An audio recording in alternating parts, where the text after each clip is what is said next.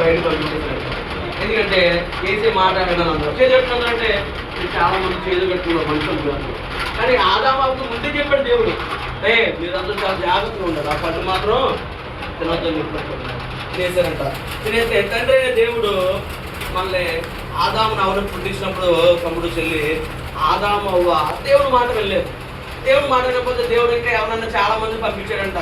చాలా మంది పంపిస్తే వాళ్ళు కూడా సరిగ్గా కూర్చోకుండా దేవుడు మాట వినకుండా చాలా మంది ఇష్టం కుమారుడిగా యేసు ప్రభువు ఈ లోకానికి వచ్చి మనందరి కోసం రక్తాన్ని కాచి శిలువ మరణం పొందేటంలో శిలువ మరణం పొంది మళ్ళీ తిరిగి లేచి మళ్ళీ పరలోకానికి వెళ్ళిపోయాడు. ఇగో ఎవరైతే నమ్ముతారో రక్షణ పొందుతారో వాళ్ళు పరలోకం ఉంది, నమ్మకపోతే నరకానికి వెళ్ళిపోతావు అని చెప్పాడు పిల్లలు.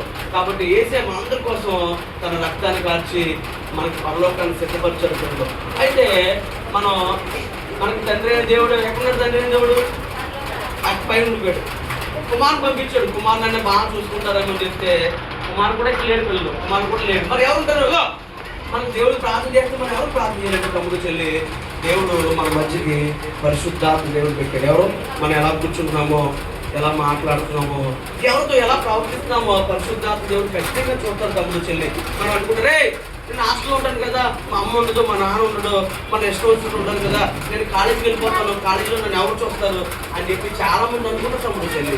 కానీ యేసే ఆ పరిశుద్ధాత్మ దేవుడు మనతోనే వస్తారు. నేను అబద్ధాలు ఆడతాను కదా, బూతులు ఆడతాను, దొంగతనం చేయొచ్చు, మా అమ్మ ఎక్కడ ఉండదో, మా నాన్న ఉండదో, ఎవరు నా తోటి ఉంటారు కాబట్టి నేను ఇష్టం వచ్చినట్టు ఉండొచ్చు అని తమ్ముడు చెల్లి చాలా మంది అనుకుంటుంటారు.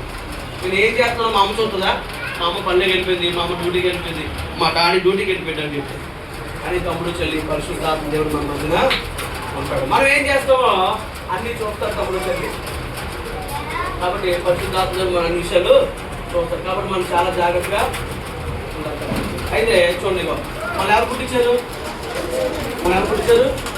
తండ్రి అయిన దేవుడు మన తల్లిదండ్రుల ద్వారా మన ఈ లోకానికి వచ్చాం పిల్లలు. అయితే మనందరి కోసం కుమారుడైన యేసు ప్రభు తన రక్తాన్ని కాచి మనందరికీ పరలోక రాజ్యం ఇవ్వడానికి ఆయన శిలువ మరణం పొంది తిరిగి లేచి మళ్ళీ వస్తానని చెప్పాడు తమ్ముడు చెల్లి.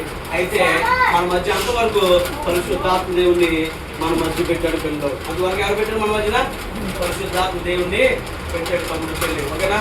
ఓకే. తండ్రి అయిన దేవుడు, ఓకేనా, తండ్రి అయిన దేవుడు మనం ప్రేమించాడు తమ్ముడు చెల్లి. ప్రేమించి కుమారుడు మన కోసం రక్తాన్ని కాల్చాడు తమ్ముడు చెల్లి. పరిశుద్ధాత్మ దేవుడు మన మధ్య ఓకేనా,